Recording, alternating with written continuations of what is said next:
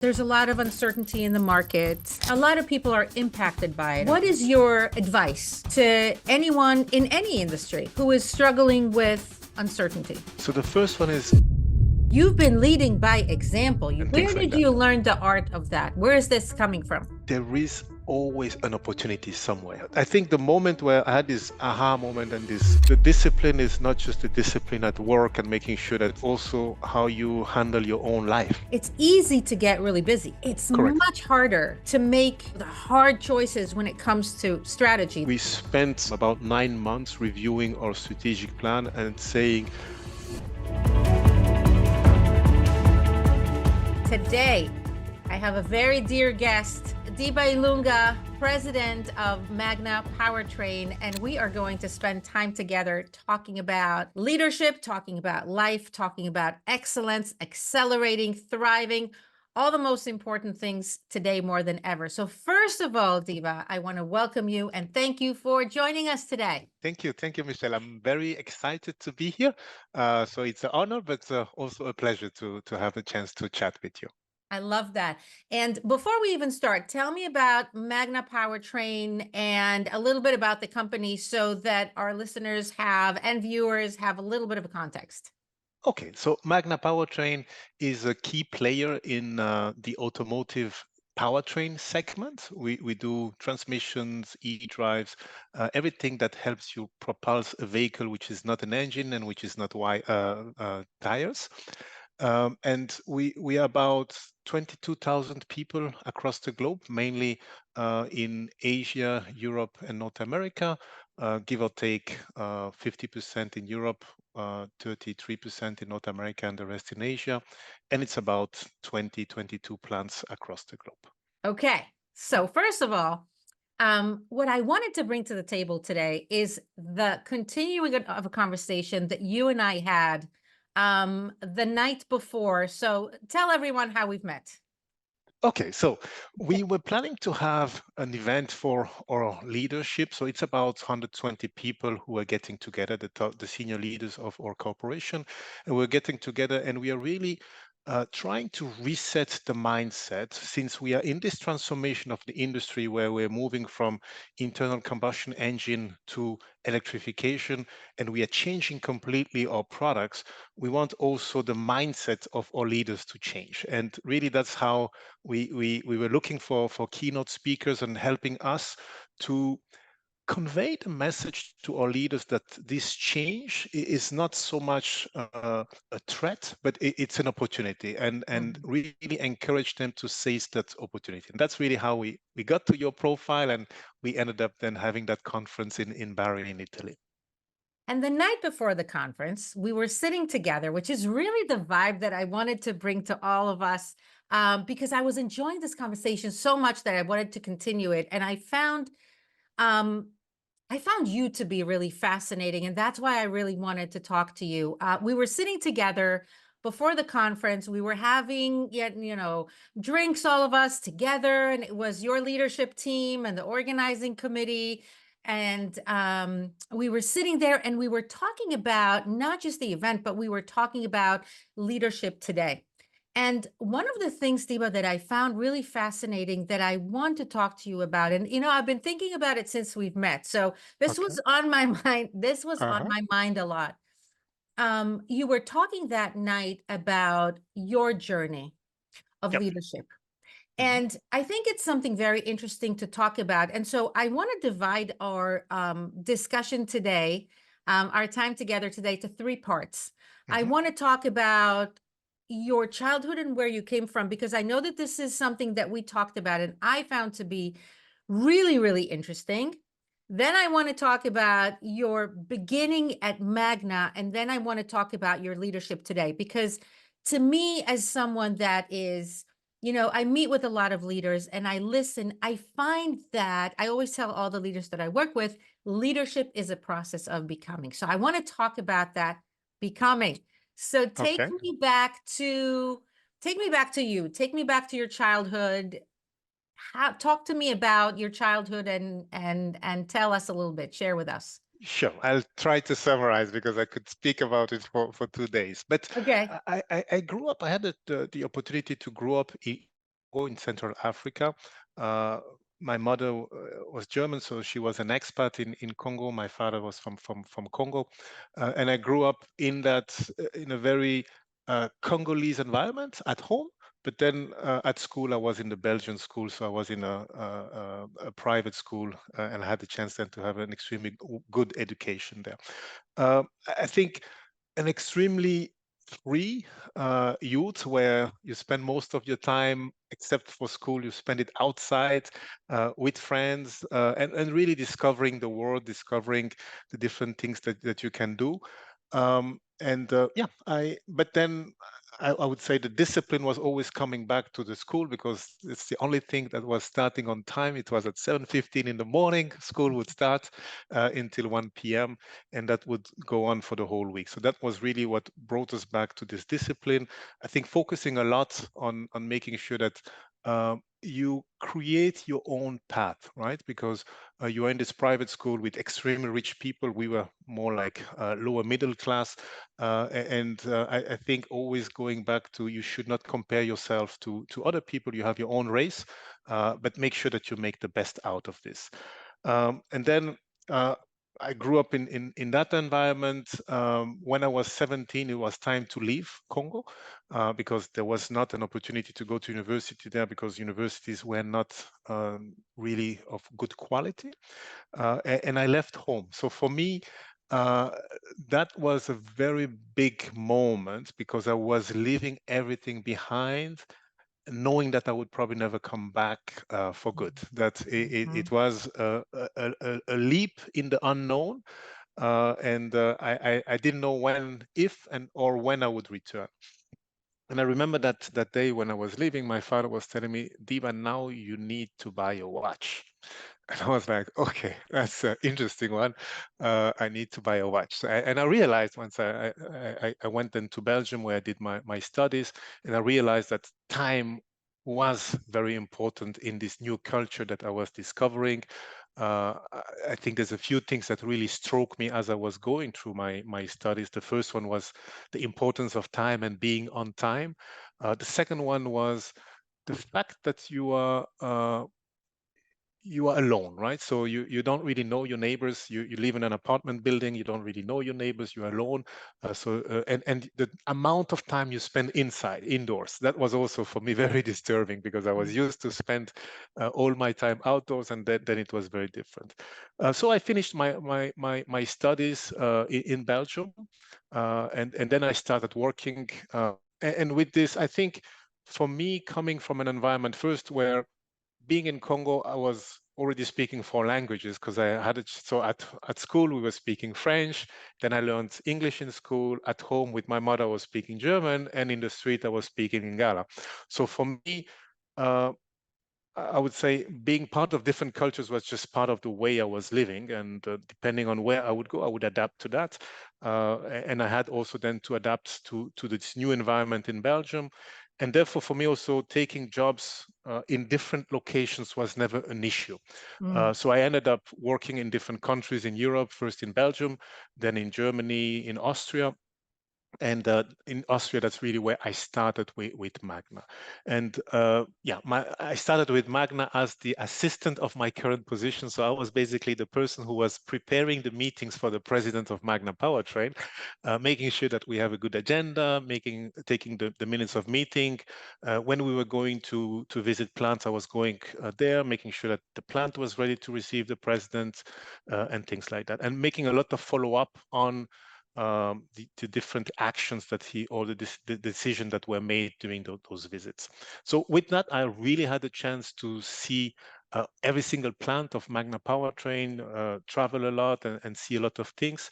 And after 2 or 3 years in that position, I told my boss, okay, I've seen it all. Now I would like to be part of the game. I don't want just to be preparing stuff, but I want to start making decision. And that's how they decided to move me to Troy here in Michigan. And I started then, I would say, what I call my real career at Magna Powertrain, where I was starting to make decisions. I think How old are you at this point? When you started at Magna Powertrain, how old were you? so. I was 33 years old. 33 years old. Yeah, yeah. Yeah. I just want to share with you. So you're speaking, I'm taking notes. Okay. Okay, So okay. I want to share with you and with everyone what I wrote based on what you told me so far, and Uh-huh. then we'll continue. So Okay. this is what I wrote. I have seven pillars so far that I collected from what you said to that process of becoming. When we say leadership is a process of becoming. So you talked about discipline Mm-hmm. and how discipline is important and how you learn discipline in your childhood. So as we continue, I would want to talk about that and how you use that in your everyday leadership. Then you talked about creating your own path, which Mm-hmm. is really interesting, and how you can feel like you're at a disadvantage to other people because you said you went to private school, other kids came from more, privileged families, Absolutely. and and you still, you got the message to create your own path. You still created your own path. Then you Mm-hmm. said to race against yourself. I'm in number 3, Diba. You said to race against yourself, which is something that, I think about often, how you don't look, I tell my kids, don't look left and right, Mm-hmm. create race against yourself. You were willing to take the price and take the leap when you leave the house at 17 and you Yep. say, you take the leap, you pay the price. You talked about how your dad bought you a watch. I'm a number 5, bought you a watch. So owning your own time and valuing time, understanding that time is a currency. You talked about adapting to change. That's number Mm-hmm. 6 for me based on what you said. You also, around that, you also talked about adapting to different cultures. Yep. And then you talked about taking charge because you're saying, and I think you said you're around 30 something there, beginning of your 30s, you basically tell your supervisors, okay, I learned what I need to learn. I'm ready to move forward. Okay, I'm ready to continue. I just had to Absolutely. share with you. Yes. I had to share with you, what I'm seeing Mm-hmm. as, because I'm looking for that. I'm looking Yep. for how, leaders are created. Keep Mm. going. So with that, I started really here in North America and went through different roles. So I started as a sales director for the German customers here in North America. And at the time, after about 2 years of selling my products, I reached a point where I had sold everything I could sell. And we were about to launch those products, but the launch was to be in Mexico. We were developing a new plant in Mexico. And I just asked my boss, listen, I don't have anything to do for the next 5 years because typically in automotive, you get contracts for 5 years. So for the next 5 years, there's nothing else to sell. And I said, can I just go to Mexico and launch those products? Right. Right. And he said, okay, Diba, let me think about it. Okay. And the next day, I remember we were traveling on a plane. I don't know going where. And he just turned around in his seat, looked at me because I was in the back row. And he said, Diba, you're going to Mexico. Oh, So oh, I went home.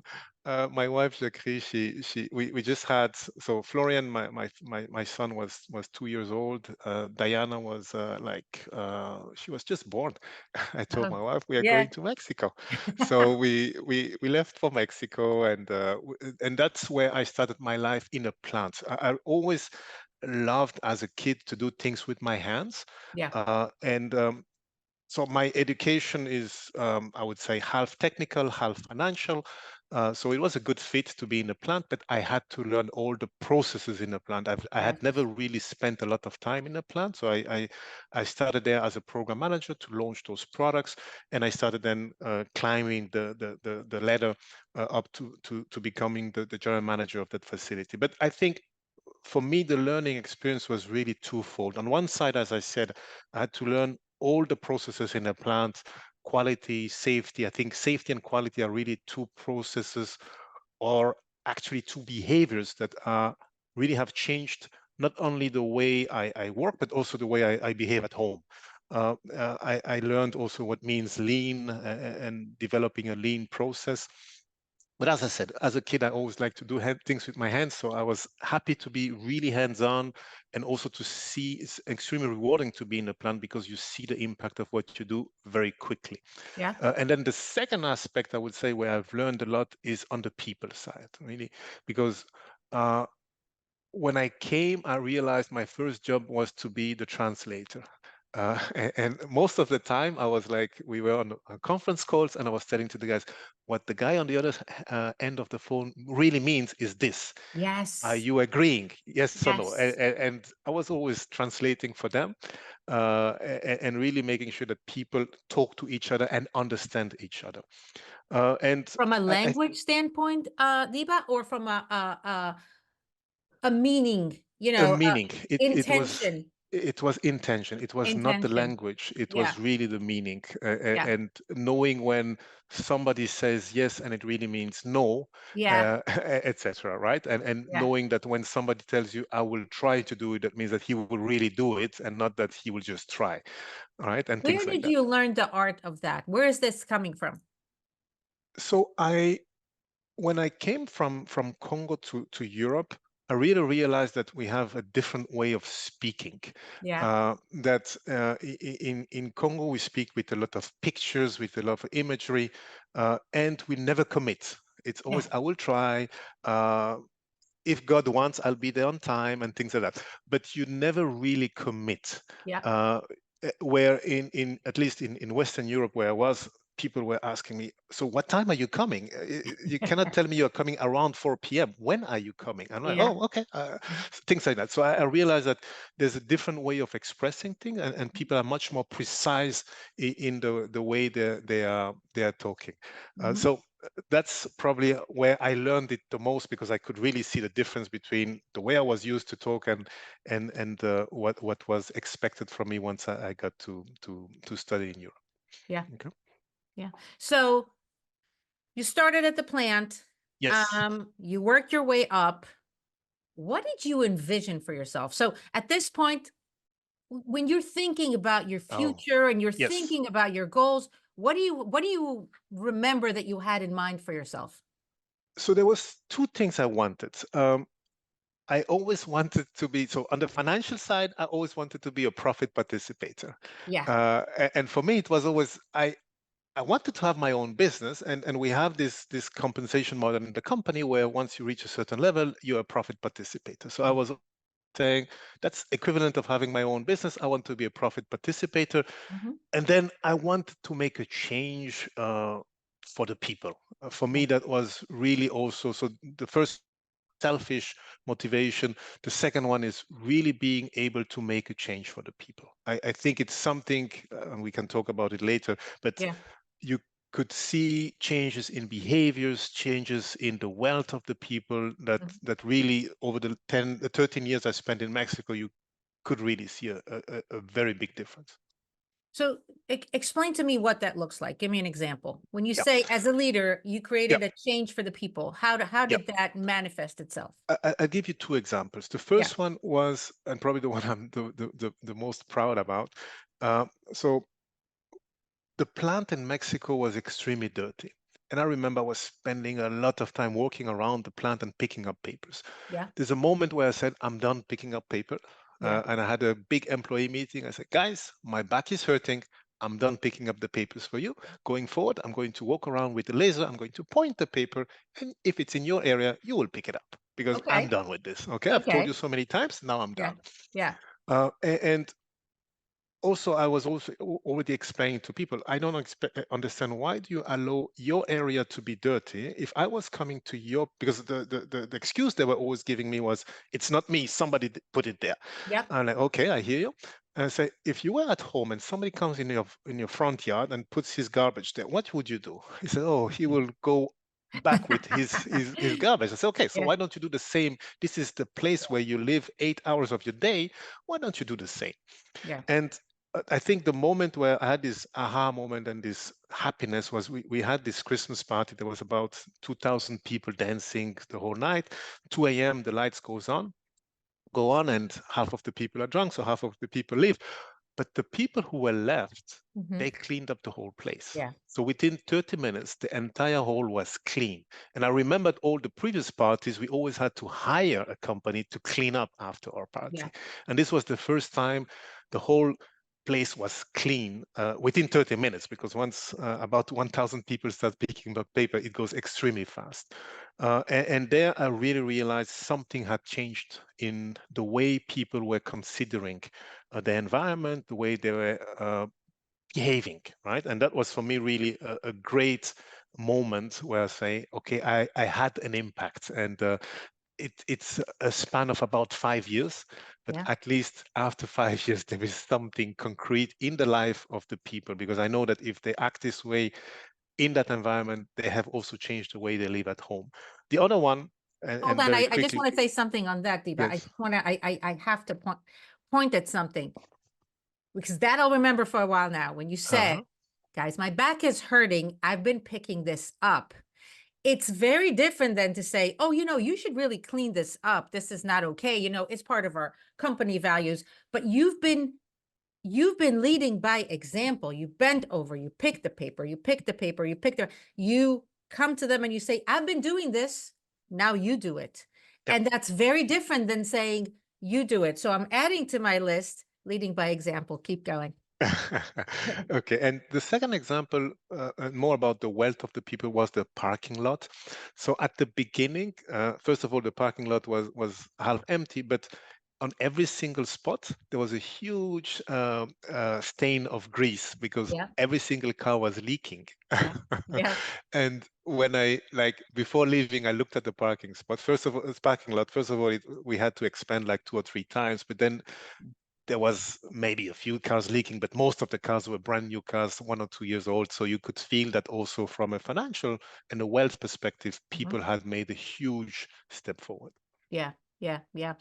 And it's very important that we're also talking about the environment that people are working in, because, to create a change, you have to also look at the environment, that people, Mhm, what does the office look like? What does the building look like? What does the parking lot look like? It's all a part of that. I mean, we started by talking about resetting the mindset. When you reset your mindset, I always say, I never start working at a messy desk. I don't, because I'm not going to have a good mindset when I see a mess mhm. in front of me. And it's small things, but it goes a really long way when we take that change of mindset alongside the change in our surroundings. So that's so Yep. important. Mhm. Absolutely. Okay, I'm listening. Okay. So after the plant in Mexico, where I spent 13 years, that was the pandemic period. So I spent 2 years basically working from home, traveling always from home, but not spending too much time in the facility in Mexico. And then I transferred back. I went into the corporate of Magna Powertrain and started leading several plants. And then after being the ops leader for Magna Powertrain, I became the president of Magna Powertrain. So that's a little bit my journey, and how I climbed up the ladder from being the assistant of my current role to being the role. And that's what we talked about that night when we were sitting together before the event. And that's what I found to be so fascinating, because um how amazing it is when someone climb. I mean, it's such a process of growth. Hmm. And sometimes people go through that process when they, sort of like hop between different companies. You've had all that growth within Magna, and now you're in the position that you're in. So Hmm. now I want to talk to you about how all of that journey connects with your day to day as a leader in Magna today and in the market Hmm. today in general. Yeah. Wow, it's a very multifaceted question. So Yes, it there's is. Yes, it is. so many ways to answer it, but I'll try to summarize a few aspects of it, right? So Yeah. I think probably the most important, and what helps me the most, is this being able to adapt to the different cultures, right? So I just came back from China, and we met there with our joint venture partner. We met with the local government. You need to be able to have a dinner with them, have fun with them, but also convince them in the direction you want. And before that, I was in Germany, so same story. You need to be able to adapt to what people expect from you in Germany. They expect me to be very serious, to be straightforward. In Yeah. China, they expect me to be slightly different. So that is what probably helps me the most. And most of the people that I engage with, when they see that I respect their culture, Hmm. they're much more open to me. Yeah. right? They don't feel that I'm just there to take something from them, but Yeah. they see that I try to embrace the way they're thinking, the way they see life and the world. So that's Mhm. probably one aspect. Um, I think the discipline is probably the second aspect, that is because the discipline is not just the discipline at work and making sure that you always go back to your strategic plan, but also how you handle your own life, right? So Yeah.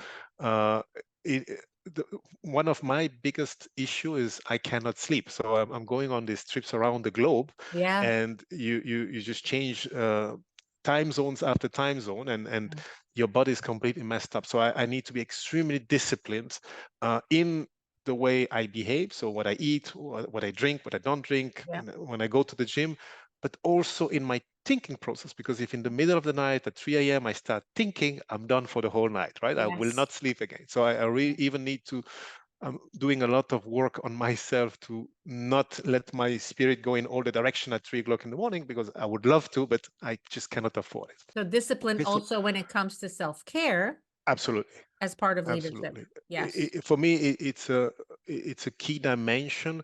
I remember when I started in Mexico, I had a group exercise, and the lead, or the person leading that exercise, was telling us, uh, your body is the only thing that sustains your spirit. Hmm. Because you guys are young, and you always have the impression that you can live as a spirit, but you cannot. You need the body to live. Yep. And he added a sentence that I will never forget. And he says, and there's not so many spare parts. Yes. Yes. So I will That's never true. forget that, Yes. because I was thinking, yeah, yeah, it's so Yeah. true. It's a So good one. I'll remember that too. Yeah.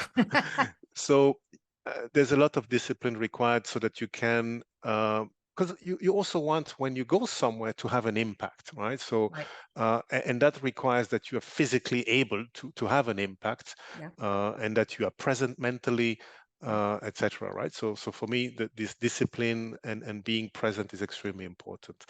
um, the one that I'm discovering lately, over the last 2 years, with my new role, is really being strategic, Hmm. and it brings you you back to prioritizing, right? So we spent a tremendous amount of time, about 9 months, reviewing our strategic plan and saying, how can we be better? How can we be more focused? Hmm. And it is amazing how many things we do every day which are not important, Yeah. which are not serving the strategic plan, and how much money we spend on it, Yeah. right? So we are now implementing the strategic plan where we are completely refocusing.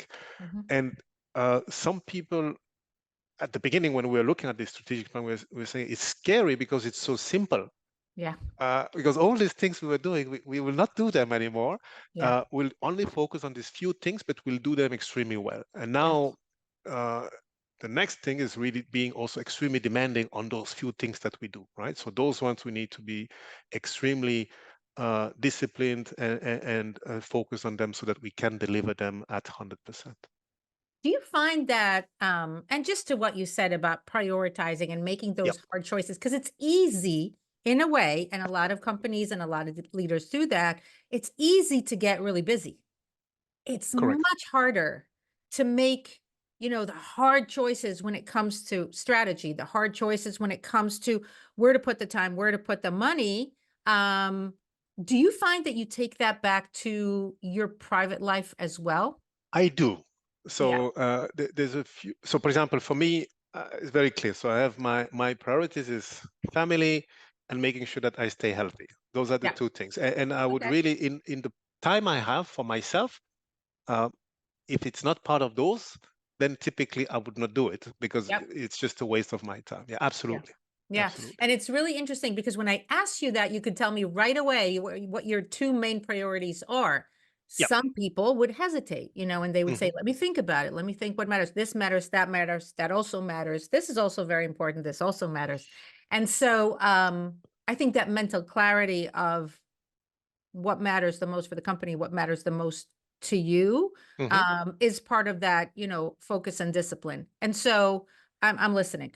And I think that maybe the last thing, which is also something I'm discovering now, is um, communicating upwards. Mm-hmm. Um, so outside of my area of control, right? So I have my group, and I Mm-hmm. think there it's easy for me to communicate. I think we are the same animals. Mm-hmm. It's a group of people who know each other for a very long time. And we think the same. We understand our issues. And now I need to talk to the corporation Magna International because we are part of a bigger company. Mm-hmm. I need to talk to other groups which have different businesses. So that's also something that is something I'm learning now Yeah. to also adapt to that. Yeah, because it's a different kind of Yeah, communication. It yeah, requires yeah, different yeah. skills. So tell me Mhm, something, Diba, if you could have a conversation with your 22-year-old self, you see someone, walking into Magna these days, looking for a job, mhm, coming from another country, and you look at that person and you tell yourself, let's say that it's not you. Let's say you see someone that really reminds you of you. You know when that mhm, happens, when you mhm, see mhm. someone, you're like, oh my gosh, you really remind me of myself when I was younger. What would be your three most important pieces of advice for that person? So the first one is ask questions, right? Hmm. So don't hesitate. Whatever you do not understand, don't make the shortcut to say, "Oh, I'll figure it out," or I'll get the answer." Just make sure you understand. Ask the question. Hmm. Go and see if needed. Okay, so that would be the first one. The second one is take risks. If you want to grow, take the risk. You will see that at the end, it's not so difficult as it might seem at the beginning, but you need to take those risks. Uh, and the last one is probably be positive and have fun. We spend so much time in these jobs. The fact of being positive will draw to you a lot of good things, a lot of good people, and you have to have fun. Otherwise, you're wasting your life. And love what you do. You Yes. you see, yeah, Mhm. you seem to really love what you do, and I think that that's a big part of it. Otherwise, you wouldn't have stayed in this industry and in Absolutely. Magna all these years. How many years are you with Magna? With Magna now 22 years. 22 years. So you you, Yeah, yeah. you got to love what you do. I do love what I do. Absolutely. Yeah, yeah. So, I want to part with a message to whoever is viewing us and listening to us. And today, especially today, more than ever, a lot of people struggle with uncertainty. Hmm. There's a lot of uncertainty in the market. There's a lot of uncertainty in the world. And a lot of people are impacted by it. A lot of companies are impacted by it. What Hmm. is your advice to anyone in any industry who is struggling with uncertainty? So I know it's easy to say, huh? But the first thing is there is always an opportunity somewhere, right? Yeah. So no matter what it is, there is also always an opportunity. And I know I'm an extremely optimist person, so I always say, if you give me a saw, 3 years later you'll have a whole industry of wood. But that's me. Yeah. I don't expect everybody to be an optimistic like I am. But Yeah. I think look for the opportunity, look for the Yeah. positive things, look at the half full glass and not always at the half empty glass. Okay, because Mhm. then you will see opportunities that normally the normal eye will not see. Okay, so Mhm. that would be for me the first thing. Um, the second is take it step by step. Don't try to take everything at the same time. Very often people see an issue, it's a cloud, it's a big issue. Just try to put everything, specify it. This is the one issue, issue two, issue three. And if you can solve them, solve them. If you cannot solve them, put them in the drawer, close the drawer for the time being. There's no need to let yourself getting overwhelmed because you'll just end up in anxiety uh, versus trying to we say eat the elephant bite by bite, right? So Yeah. and take it step by step. The third one is probably time solves a lot of issues. So for sure, Mm. you want whatever those problems that you can solve, solve them. Yeah. But the rest, close the drawer and let time work also, because very Mhm. often time gives you a lot of answers. I see a lot of, especially young people, they have this anxiety, they ask all these questions, they want answers now. Often you get the answer, but 2, 3, 4 months later. So take the time to do that. And for sure, everything that you can do it, right? So Yeah. there, whenever you can take an active role, do it. And I think if you have that, you will see that you will be able to navigate. What I do when I'm in front of a risk, whatever it is, I always say, what is for me not to freak out is I say, what is the worst thing that can happen to me? Yes. Okay.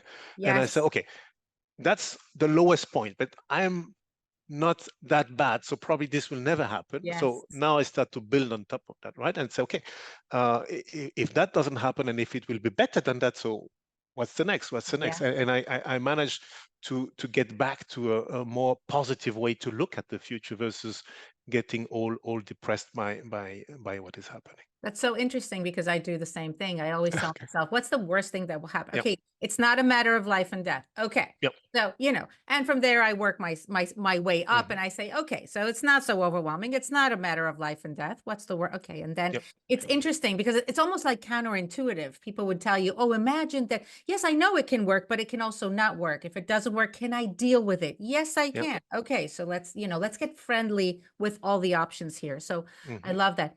Diba, I could talk to you for hours, Same here. I want to not just thank you for sharing your journey and your insights, but also tell you that I'm sure I'm sitting here and I'm going to share it in my when I share the episode, I'm going to share my comments with everyone so that we put all the insights in. I'm sitting here, Deepa, with 3 pages of notes. So I'm going to share Okay. them with everyone because Very I good. think that it's very important for any leader to teach and coach from their own experience and their own personal journey. Leaders get to their leadership positions and handle them in different ways with different Hmm. mindsets, with different tools, different, tool set that they bring with them. And so I think it's so important to share that. I almost wanted to tell you at some point of the conversation, you were talking, I was listening, and I was like, Dima probably needs to write a book. This is quite a journey with a lot of Uh-huh. insights, because if I sat here and I wrote 3 pages of in my own big handwriting, Uh-huh. messy, but I wrote 3 pages of filled with notes, then I think, leaders at some point, and I know that Hmm. you have so much to say, so much to teach. So I'm so glad that we had this opportunity. And thank you for joining us today on this episode of Leading Up. And it was great to spend more time with you. Thank you very much, Michelle. I enjoyed it from the first minute. Thank you. I enjoyed every minute. Thank you, Deepa.